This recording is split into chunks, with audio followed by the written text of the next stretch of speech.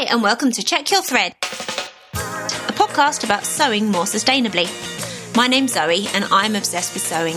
I've been blogging about it for over 13 years and am the creator and host of the popular handmade wardrobe challenge, Me Made May. But like many people, I've become increasingly concerned about the climate crisis and the way my lifestyle contributes to it. So in this podcast, I'll be nerding out about making clothes whilst exploring how to minimise the negative impact that it may have. I really hope you'll join me on this journey. Hello, Check Your Threadheads! How the heck are you? Well, I've missed chatting to you over the last couple of weeks. I had a good break in Italy, and whilst I wasn't doing any active work on the podcast, I was giving it lots of thought. I'm so excited to share all the episodes that we've got coming up and to develop some new ideas for the podcast for its second year. Many thanks to Helen, Miranda and Naomi, who all signed up to support the podcast via Patreon whilst we were taking a break. Much appreciated.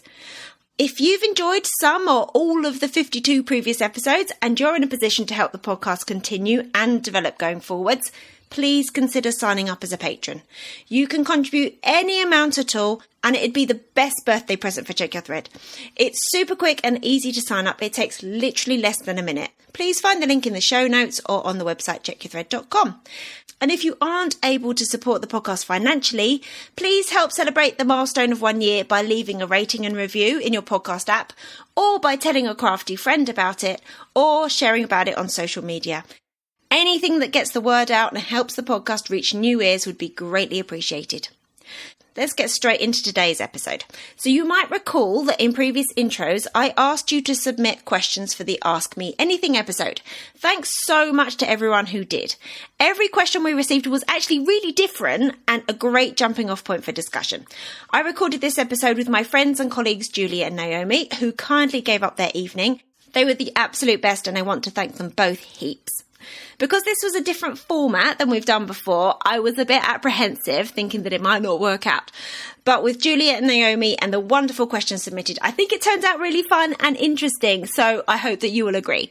It was roasting hot evening when we were recording, so we had the doors open in Julia's lounge, so you do get some seagull background noise, I'm afraid. But we covered lots of topics, including favourite scrap projects, how we interact or don't with sewing trends, and what gives me hope when faced with the climate crisis. Everything we mentioned in this discussion is linked in the show notes. Please head over there also to find the link to my epic Spotify playlist that I'm very proud of. Speaking of show notes, I had some very useful feedback recently from a wonderful listener letting me know that the format that I've been using for show notes might cause problems for people using screen readers. I've changed the format so that hopefully there won't be any problems going forwards. But if you use a screen reader and you find that there are any issues, please let me know. Okay, let's crack on with the first birthday celebration episode. Enjoy! Alrighty, we're rolling. Okay, so what are we doing? So this is the first birthday celebration episode of the Check Your Thread podcast. And I am here with two of my very favourite people, Julia and Naomi, but I'm going to ask you both to introduce yourself if you don't mind. So Julia Hinks, friend of the podcast, not a stranger to Check Your Thread. Hello, I'm Julia and I live around the corner from Zoe and I do lots of sewing things.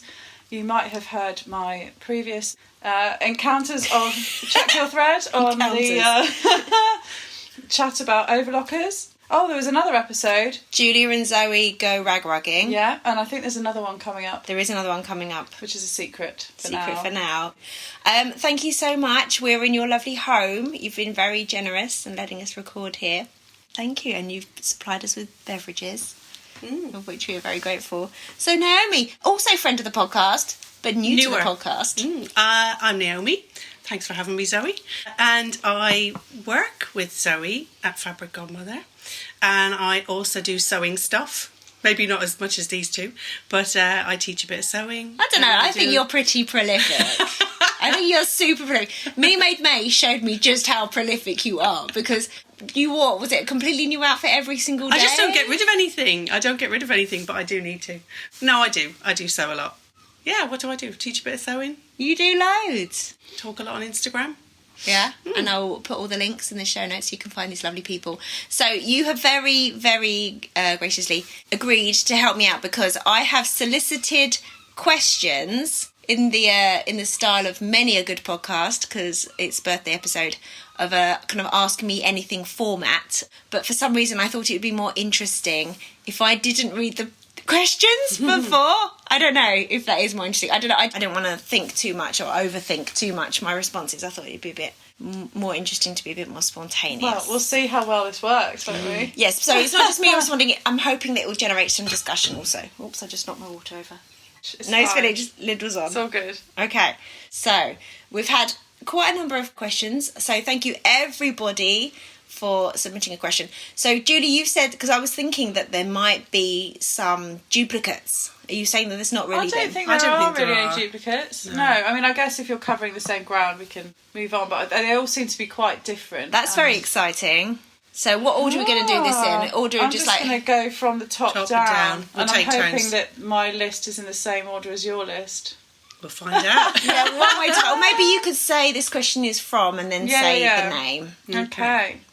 This first one was more than a question, so there's a bit of a kind of chat first. Oh, It's okay, I kind wanna of hear. nice kind of the emails. I was like really kind of like, oh, they're so lovely, like the lovely comments that people were sending. So this is from Natasha, and she says, "Hi Zoe, I'm a long-time follower of your blog. I just wanted to start by thanking you for so many years of happy sewing inspiration. I am loving your podcast. I found the episodes before Me Made May to be very useful, very helpful to me. I'm a teacher and May is one of the busiest months of the year for me, so of course I can't always put all the energy and time that I'd like to into Me Made May.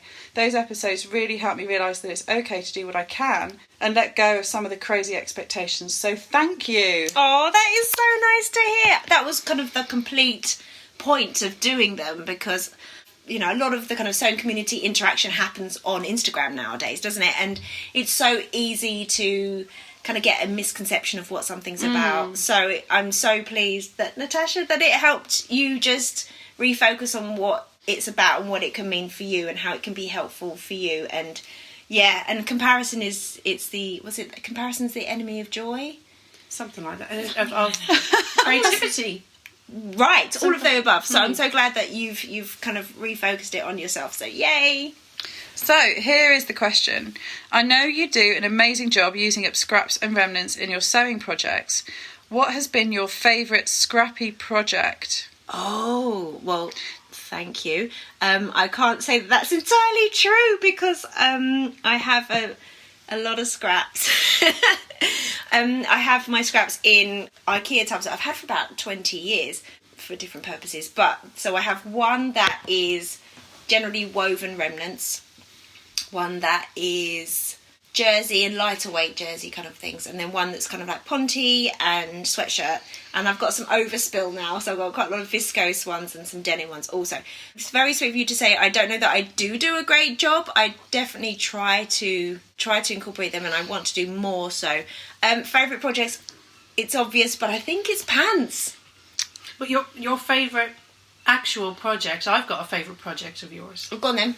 Those dungarees. Oh, the dungarees! Oh, thank you. Yes, the dungarees. They were a lot of fun to make and to wear. So, yeah, they're probably. gorgeous. So I'll put a link there. My denim dungarees, they're basically kind of patchwork where I took all my scraps and leftovers of 100% cotton denim. So none of that denim has got any stretch content. And I pieced them together over a long period of time, watching a lot of very, very trashy stuff on Netflix. And they've come together really well, and I'm looking forward to seeing how they kind of evolve over time as they get laundered and washed as well. So thank you, I forgot about that. Yeah, and they're a really good example of how something can look really cool, because I think people have this perception of you piece something together and it looks a particular way. Yeah. And they don't. They look really, really Thank cool. you. I think you can. I know what you mean by the particular way, and I really feel that if you stick to something like a certain colour palette, or just solids, or just checks, I don't know, somehow you limit. You don't have it too. I mean, unless that's what you're going for. If you don't have it too random, you kind of like it can look a lot more considered and not so like you threw the kitchen sink or something like, oh, here I go. Yeah, not so holly hobby. That's it. Yeah. Cool. So, yes, the next part was, do you have a go-to pattern you like to use when it's time to use up scraps, which Ooh. I guess is your pants, My isn't pants it? pattern, yeah. So I released a free underpants pattern That only goes up to size 50 hip, unfortunately, but it is free. So if you are between, I think it's 32-inch hip and 50-inch hip, you can get that via my blog. And that's kind of just the style that I like. It's quite hipster, fairly low rise kind of undies. That's what I use. Sometimes for my friend of mine that I make undies for occasionally, I use the Waves and Wild. I need to check this, but I think it's like the Superstar. I'm going to have to check that. But it's their women's pants pattern, and with that you can either use elastic for the waistline and the leg holes, or you can use fabric bands. So that's another way if you've got some spare fabric. Also, some people don't really like elastic, or some people even have like allergies to elastic and things like that. So that's a way to either use up more scraps, or have some undies that don't have elastic if that's something that's a bother to you. So when I've cut out things for me, if there's still some smaller bits, often cut out undies for my kids as well. And my favourite pattern for making kids undies is, once again, the Waves and Wild. It's their Speedy Pants pattern, and that includes both briefs and boxers style, and they have bands that finish the waistband and the leg holes also. And that is actually free if you sign up to their newsletter, and I quite enjoy getting their newsletter anyway, so that's quite worth it. Yeah, so thank you. But for woven, I'm increasingly interested in how we can combine fabrics, like with the dungarees, similar fabrics, to make fabric, because I love garment sewing. Like, I like the odd scrappy project, but ultimately for me, like, I love garment sewing. So if I can make fabric, I could do more garment sewing, So that's something I want to explore more and more, increasingly, yeah. But for that, reduce the stress of having boxes and boxes. Yeah. So for that, I would really recommend, recently I got a lot of visco scraps and I pieced them together, and then I used the DIY Daisy, I think it's a Stephanie top in her book, but it's called something else in the tutorial on her website. I'll put a link to it. And that's a really simple, basic... Is that the boxy one? Yeah. I think it's called boxy top. Something like that, yeah. Because it's literally just rectangles. You can do some really simple piecing and make something that looks really effective. So the boxy basic shape is just a really good canvas for playing around with pieced fabric, yeah. So once again, it doesn't look... There's too much going on, I think. Fab. So Natasha says, thank you so much and happy sewing, and she's from California. Oh, thank you, Natasha. I really appreciate your question. Thank you so much for listening. So the next question is from Hannah, and Hannah's from Queens in New York. Ooh! And Hannah's question I found interesting because I get caught up in this a little bit. What is a fashion trend you've seen going around the sewing community that you do not like? Also, what's your relationship to trends, as somebody who gets quite caught up in trends myself? Thanks for this question. Trends. I'm really interested in trends. As someone who studied fashion at university and stuff, I am really interested in trends and the way that they are in part a conversation with what's going on in society and in kind of popular culture more broadly.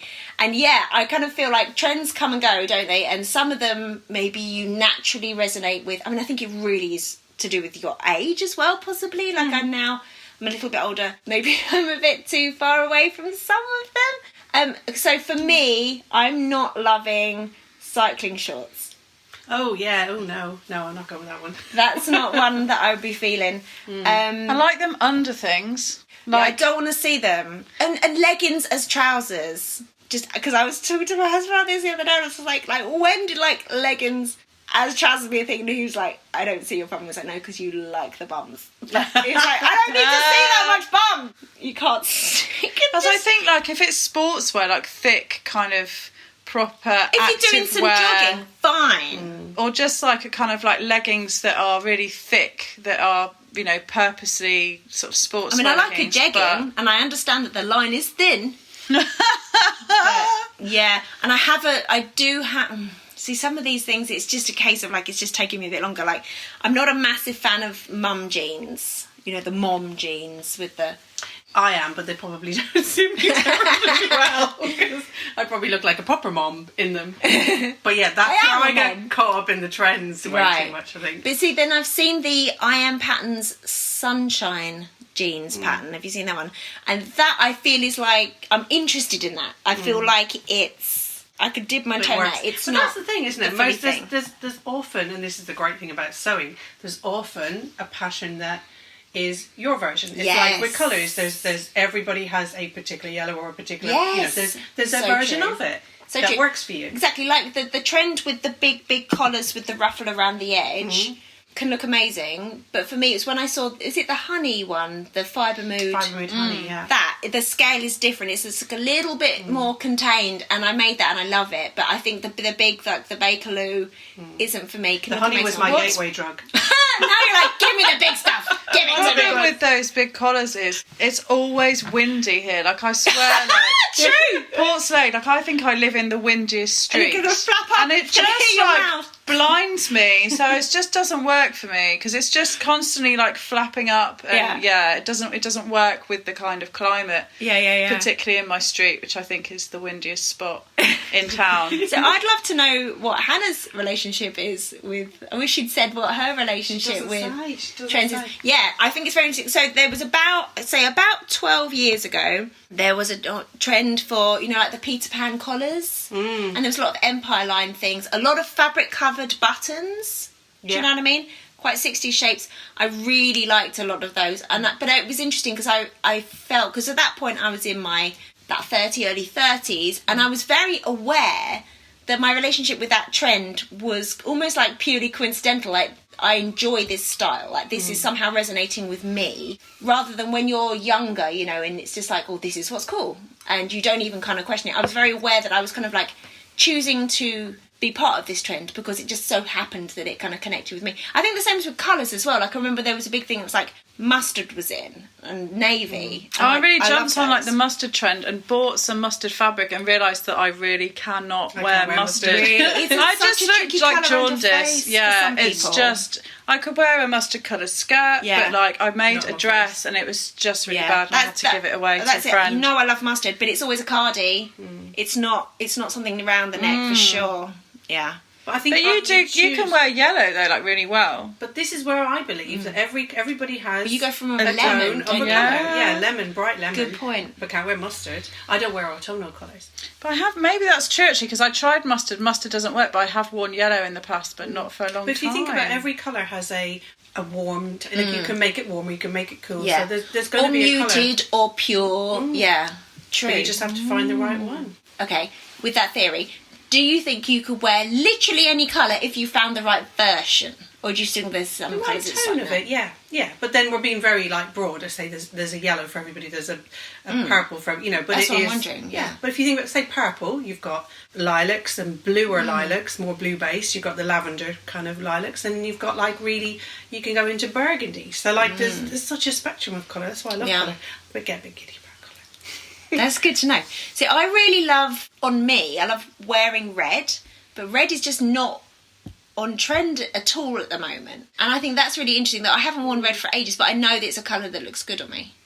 Well, I think sewists, we tend to, even if you're into trends, we tend to be more drawn by fabrics, aren't you? So it's like you do get pulled in by colours of fabrics, and you might sew the trends, but you are drawn. I think sewists are drawn to the colours they like rather than just the trends of colours.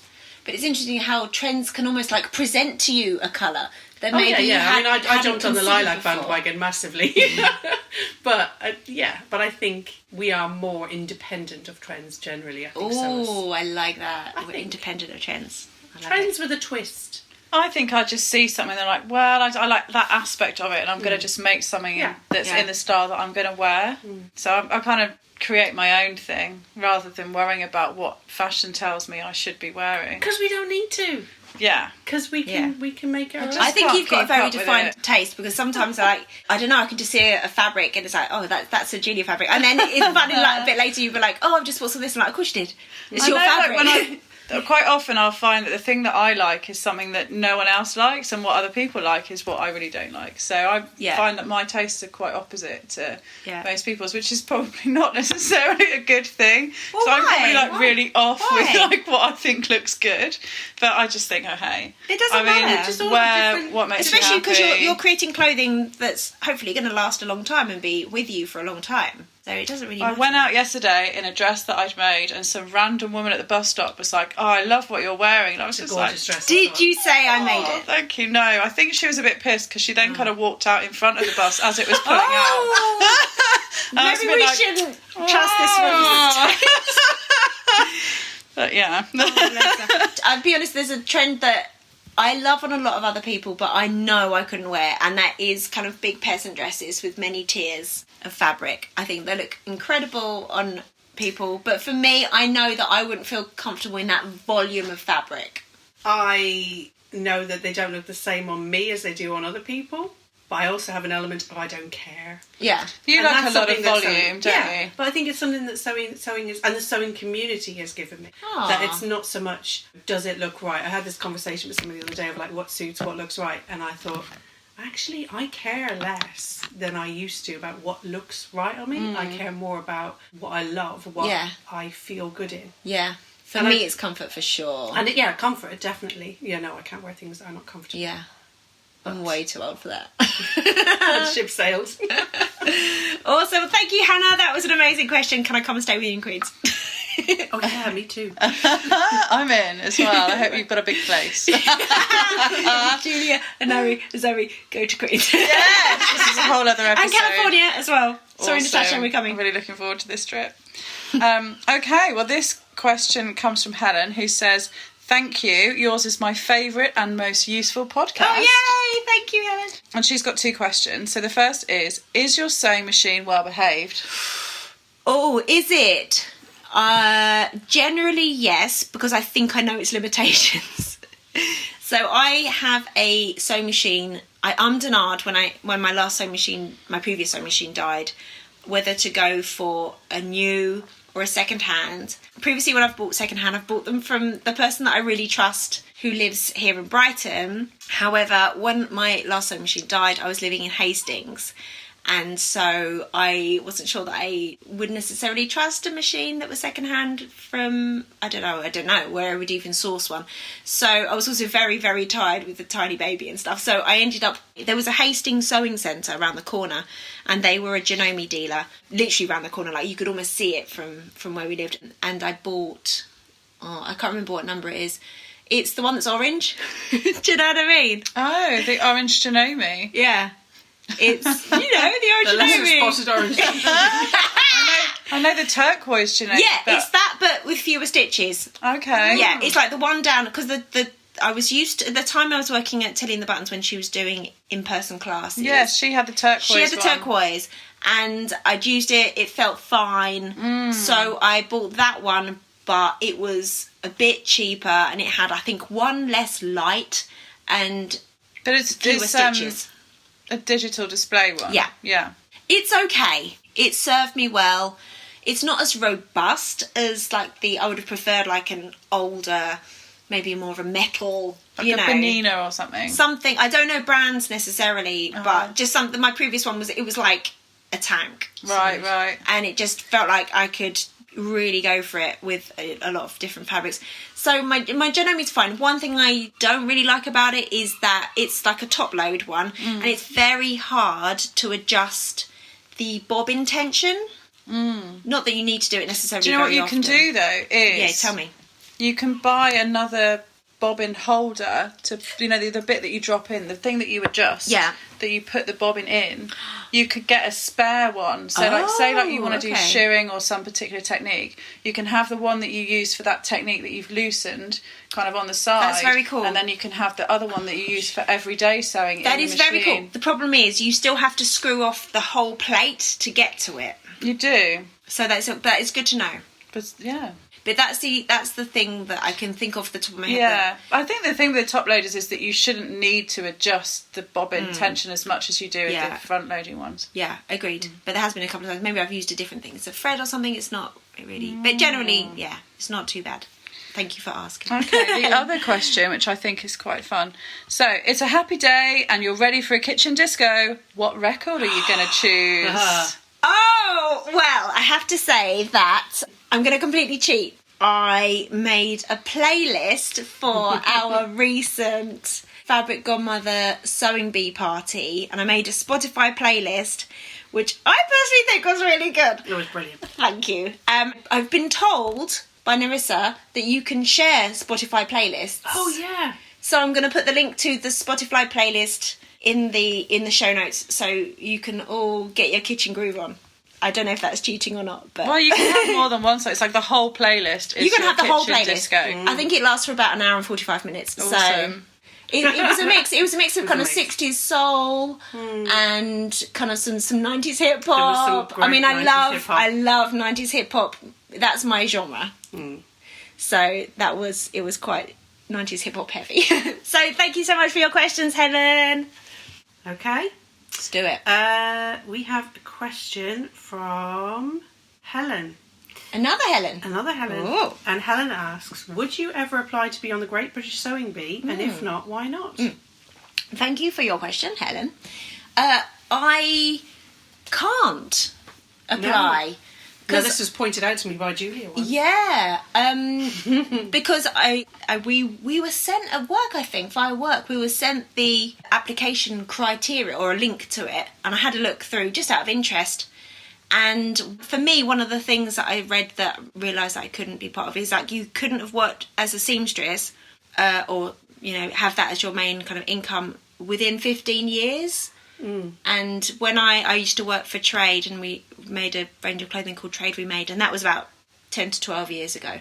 And it still Because feels it's meant like to be even an within amateur sewer, isn't it? So I think that But if you do still sew professionally, like you make sample garments and stuff like that. yeah, so I think if as a viewer, like, and I love watching the sewing bee, like if I was watching it and I found out that one of the contestants, you know, had taught sewing classes, had been a sample machinist, had, you know, regularly does paid sewing gigs, I don't know, I think you also can't have a qualification, can you? Oh, really? But it must be within a certain remit, because like Deborah's got a fashion degree.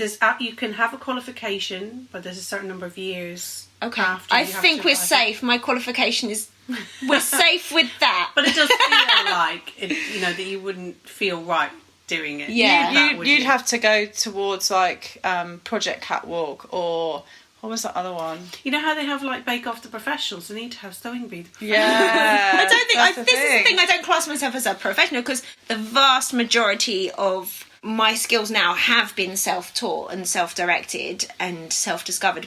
But still, like, it's kind of in-betweeny. But it's kind of your profession, though, isn't it? Now, I kind of made of it so, sorts, yeah. But also, would you want to? Such a good question. I'd definitely be the one in the corner crying because things had gone wrong, and I'd I'd just be the be one really that would swear stressed. at somebody and they'd I have to don't edit it know off. what- Yeah, that too. I mean, I got very quick at sewing when I worked at Trade, because literally it was like we didn't do everything, you know, like, for example, with necklines, we'd often, like, you know, overlock, turn over, top stitch, rather than creating a facing. Not always, but I was making like 6 dresses a day. Like, so I got quick, but like, that's not fun. And I don't know that I'd want to make like a coat in 4 hours, or part of me would enjoy the challenge, I believe. But also, I like to make what I like to make, and I don't know if I necessarily... I don't know. I think I'd be interested to see how far I would get. I like the idea of the camaraderie, and I think it'd be quite interesting. That's a nice But also, idea. like, it's quite a chunk of your life, I think, as well, isn't it? Like, I can't imagine being away from my kids necessarily for a big chunk of time and stuff. I think I've always thought about as well that the under pressure to do your best sewing, you know, I don't like that, because my best sewing doesn't happen when I'm under pressure. You know, in the evening when you're trying to get that zip in and you do it badly. No one But wants to see also that. inspiration. You know, I don't sit down and give myself 20 minutes to come up with how a dress is going to look. Right. Yeah. I will have an idea for a dress, and then I'll see someone do something and go, ooh. Yeah. And then I'll spot something else. Inspiration comes, you know, And you mull it over. Yeah, and then you Yeah. change your mind. I and think you go I'd back. fail on the alteration challenge. Like, I'd need a bit longer to kind of come up with an idea. I kind of feel like maybe the alteration challenge does a disservice to the idea of upcycling and refashioning, because I feel like the time... I mean, such a tiny time... Like, I remember speaking to Ricardo on the podcast, like, he was like, you don't have time to think then do. You think as you do. And I kind of feel like what they create, very inventive, but if they'd had, you know, the time that they had for the the made to measure, what could they have created? Some really inspiring, well-crafted stuff. And I think that would give the whole idea. And also in this, you know, in the way we're trying to move, wouldn't it be better to put more of an emphasis on giving people time to do that and create something that's wearable at the end? Exactly. Because often, you know, they're brilliant, but they're often things that are not very wearable because of the nature of it. But wouldn't it be great if they were wearable? Exactly. But then they've also and they actually fitted a destroyed- model and Yeah. stuff. They've also like destroyed loads of stuff that could have been like just repurposed or reworn. Or reused. And I Yeah. think early on, you know, I look, you know, when they brought back out all the seasons, and it was, you had, you know, I watched it from the beginning, and it was things like they had a T-shirt and they added a collar. You know, it was still wearable. When you cut up a beautiful tweed jacket to make it into something, that feels a little bit sad to me. It's complicated, isn't it? It It's is. really It is. complicated. I always want them to show you that there are moth holes in this jacket. It definitely couldn't have been used again, you know? And I think, there's other things that you can do. It's complicated. It is complicated, isn't it? Thank you so much for your question, Helen. And I'd like to know if Helen wants to go on the Great British Sewing Bee. If you do, apply, and I'll be cheering you on. Yay! Okay, this one comes from Judith, who says, has investigating and interviewing for your podcast helped you to feel more positive about climate change in the fact that you're acting and doing something rather than just sitting back and worrying? Judith, that is such a good question. Yes. Okay, I'm going to say yes. Yeah. Yeah. I feel like a lot of people, I'd imagine, I kind of ebb and flow with, you know, despair and hope when it comes to climate change.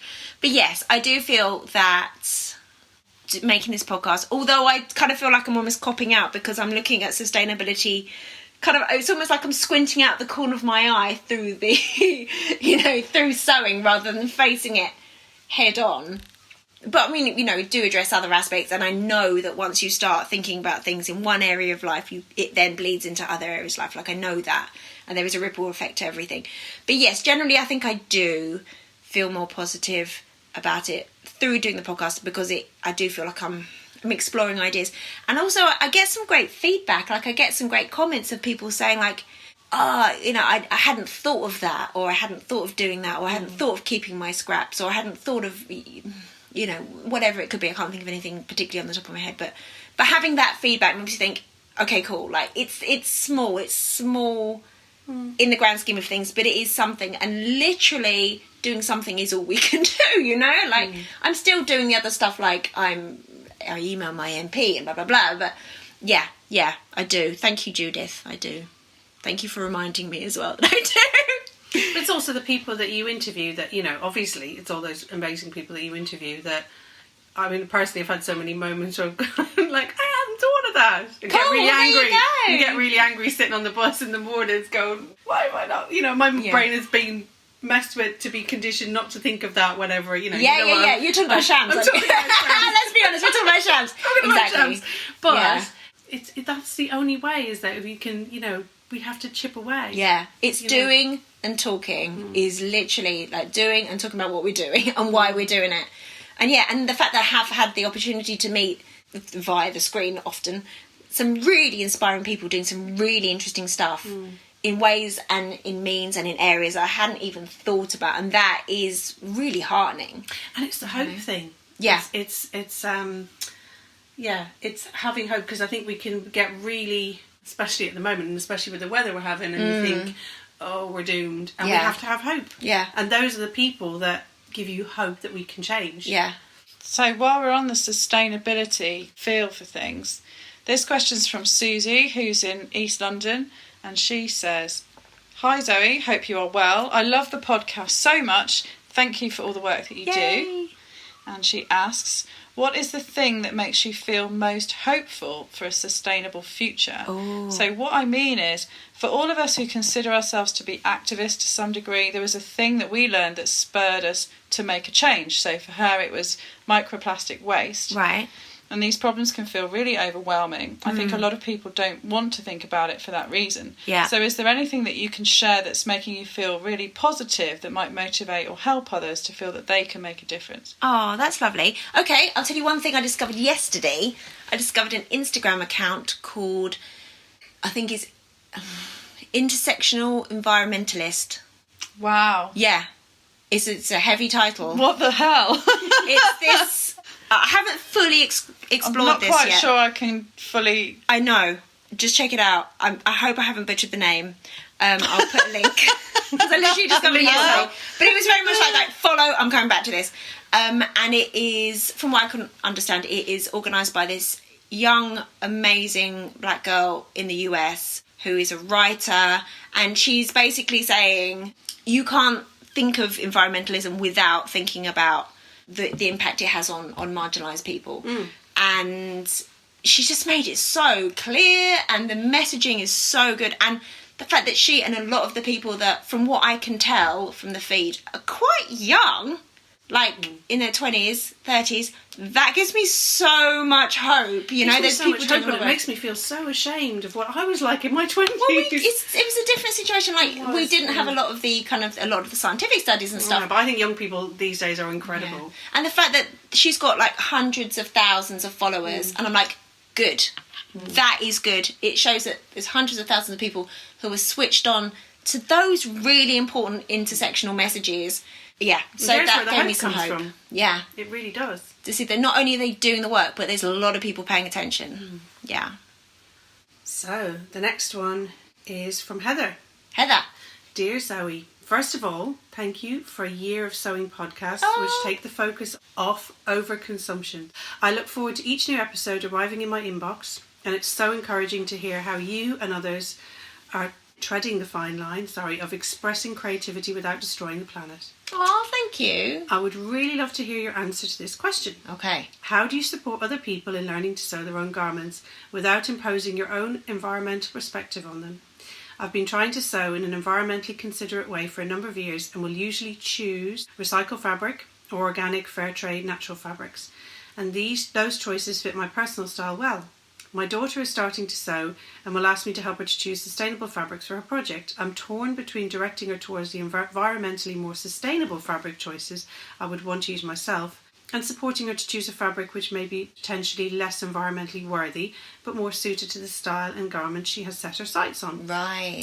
I wonder if you've had experience of this dilemma and how you've managed it. Happy first birthday, and thanks for all the great work you do. Thank you so much.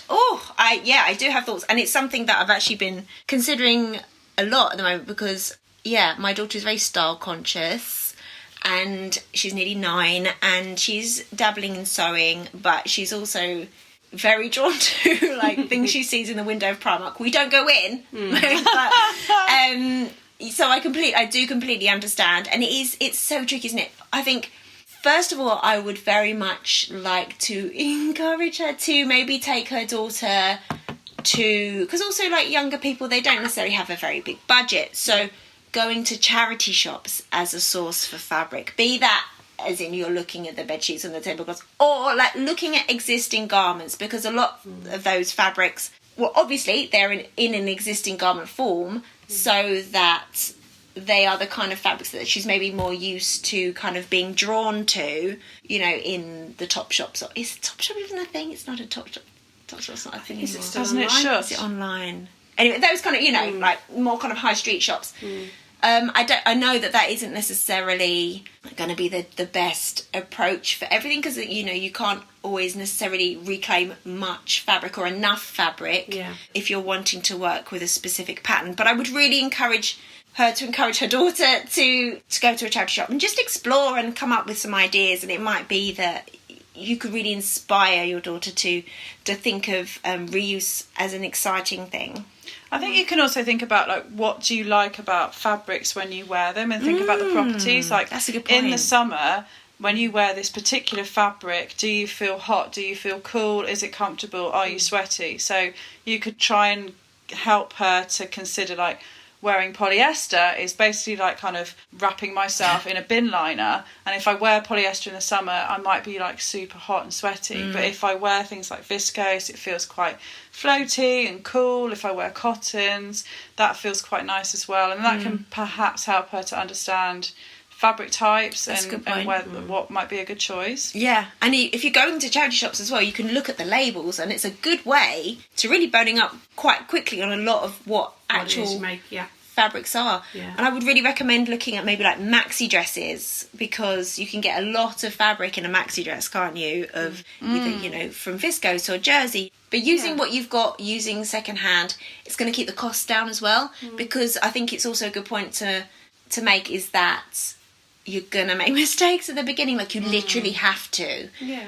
So to make those mistakes on a cheaper perception fabric. of what it's going to be if you're reusing fabrics for a young person who doesn't understand sewing, and it's the dungarees again, isn't it? It's like showing that it doesn't have to look how you would imagine it to.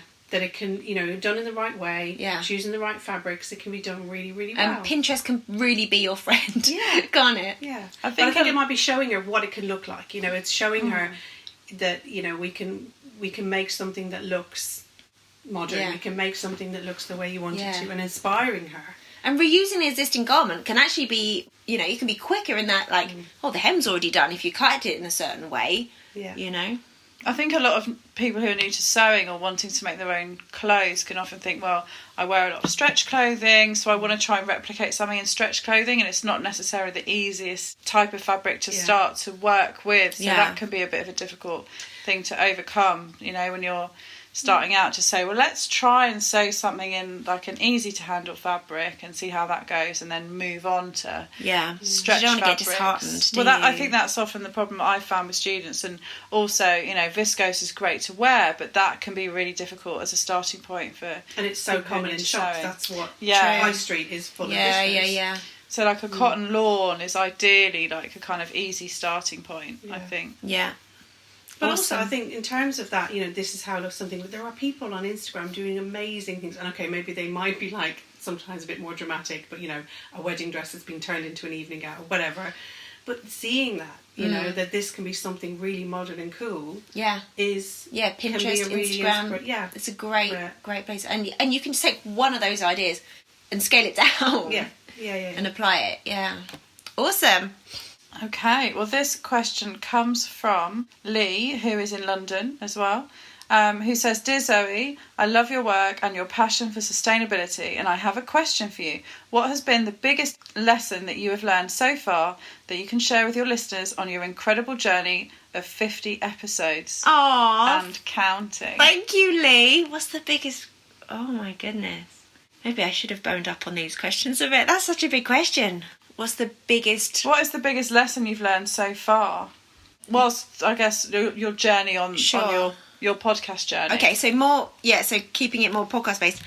I guess I had a fear that I knew that there was some people out there when I started the podcast. I knew there was people out there doing interesting things. I wanted a reason to talk to them, other than just like, will you talk to me? Like, why? I've got a podcast. Okay, that makes more sense. I think that I was thinking like, maybe I'd speak to those people and then I'd learn lots of stuff and I'd run out of people to approach. What I've learned over the years, that's the absolute opposite. Like, every time I speak to someone, they then go, oh, I'm influenced by so-and-so, so-and-so, so-and-so. It's like, well, I now really want to talk to all of those people. Or literally I'll sit on Instagram and I'll find at least one new person that's doing something, like yesterday, and I found the intersection environmentalist. Literally, like, every day you'll find somebody doing something interesting. And often now I'm also interested in things that aren't necessarily directly completely fitting within the Venn diagram of sewing and sustainability. So expect to see more episodes in the future that kind of spread out a little bit, so that there's some more sewing ones, but there's also some more sustainability from a different angle or more broadly as well. Thank you, Lee. Okay, Lee has a bonus question. Who are you hoping to meet, or what would you like to cover that maybe you haven't already in one of your next 50 episodes? Wow. So basically, do you have a 100th birthday wish for the episodes to follow? Oh, wow. Okay, so I kind of bottled it, but, I went to the Future Fabrics Expo a few weeks ago, and my podcast crush, Claire Press from the Wardrobe Crisis podcast, was there, and she was eating her lunch on a bench, and she had some friends, and I could have been that person and gone up and said, and I just couldn't. Like, she's eating her lunch, she's probably preparing because I knew she was about to kind of moderate a discussion, but kind of kicking myself I didn't get a selfie with her and just tell her how amazing she is and how I think her work is incredibly important. So her. I had another slight fangirl thing the other day, is that somebody that I support on Patreon is Aja Barber. You know Aja Barber? She's a writer. I believe she doesn't like to be called an activist, but a lot of her work I would say is within the realm of activism. She's written a book called Consumed that came out recently that's kind of about sustainability and environmentalism and also colonialism and all these topics and how they all intersect. And she is incredible and she is so intelligent and she's so insightful. She's got that Shams way of just like cutting through a complicated topic and taking what you need and presenting it in like a powerful, powerful way that makes you think, yes, sign me up. What you're saying is amazing. So one of the perks of being one of her patrons is that she lives in London, she hosted a live Zoom thing, and I was able to attend half because my daughter was like not stopping talking. But so I kind of got to meet her, and I was like, ah! So I would love to talk to her. I have a big list of people that I would love to talk to. Also, Amanda from the Clothes Horse podcast. She's amazing. There's okay, at the moment I'm just talking about writers and podcasters, but there's many people that I would love to talk to, and I'm a bit scared to approach them. maybe after another 50 episodes. Aww. Thank you, Lee. Right, and last question. In what ways has Who's this sewing... from, sorry? H. In what ways has sewing and being a seamstress influenced your other areas of life or vice versa? H. Harriet. Right. Oh yes, further down. Sorry, Harriet. Interesting. I think it's one of those things, isn't it, when you start to kind of question how certain things happen in life, it kind of then bleeds in to other areas. So, for example, we were like looking at waste, for example, like, okay, maybe I'm aware of what's going on with my fabric, so what am I doing with my food and things like that. So I really think that there is a big link that I want to explore more about, and I think that it's basically the link is that they are things that we need to sustain ourselves. We need food and we need clothing, and I think that they are so integral to life that you can't avoid interacting in some way with the question of sustainability every time you put something on or the time you put something in your mouth, really. So I think that food and clothing, how you sustain yourself, how you provide for the people around you, that's a real link, and that's something that I'm really looking to explore more. And I think that's probably why I talk about my pathetic tomato growing attempts quite a lot in the intro. I don't know, what do you two think about that? Oh. I was going to ask you though, because being someone who's like super into sustainability, have you ever considered becoming a vegetarian or a vegan based on the fact that meat production is one of the most damaging things to the environment? I have cut down on my meat consumption a lot.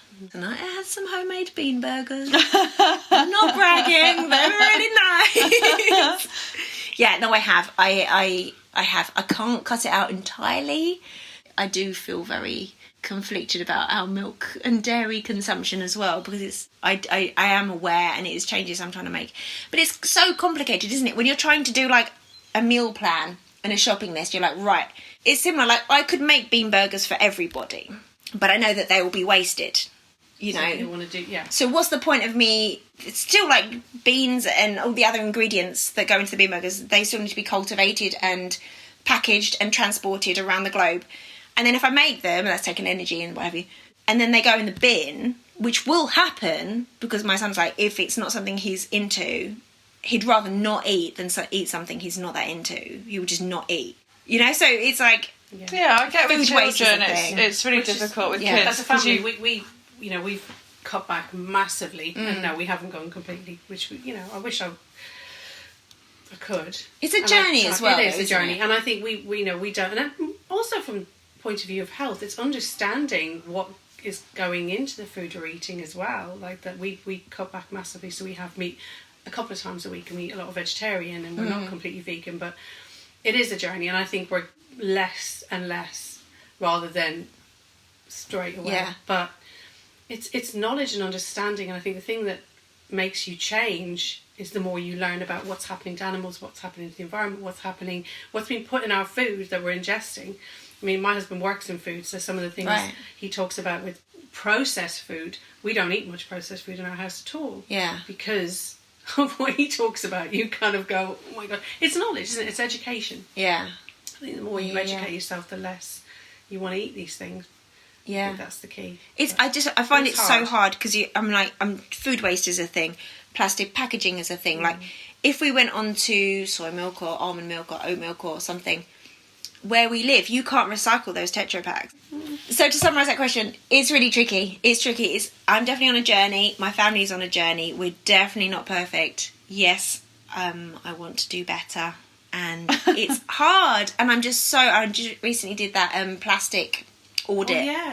Oh my goodness. The amount of plastic we got through. And I feel that, like, I'm super aware of it. Like, I take my refills and I get my shampoo refilled, and I get all my fruit and veg loose whenever possible. I have a fruit and veg box once a week, and still we generated so much plastic waste. But the thing is, when you're getting something like a veg box, it's like a decision you have to make, and then it's more expensive. So and it's not an option for many people. It's not an option for most people. So if you're going to just go into the supermarket and you want to buy salad, or you want to buy most fruit and veg, everything comes in a stupid amount of packaging or plastic. Yeah. Sometimes it's more expensive to buy it loose as well, which is just... Well, that's the thing, because you look at the price, you're like, well, I can buy those loose things, or I can just buy this great big bag wrapped in plastic of whatever it might be. Yeah, so it's just so hard. It's so hard to and it's not an inclusive thing, is it? I mean, it doesn't make it easy they don't make it easy for a lot of families. To make those choices. Yeah, especially with food prices going up. When you've got a choice between buying the really cheap vegetable in the plastic or not, and you've got to try and feed your family. Yeah.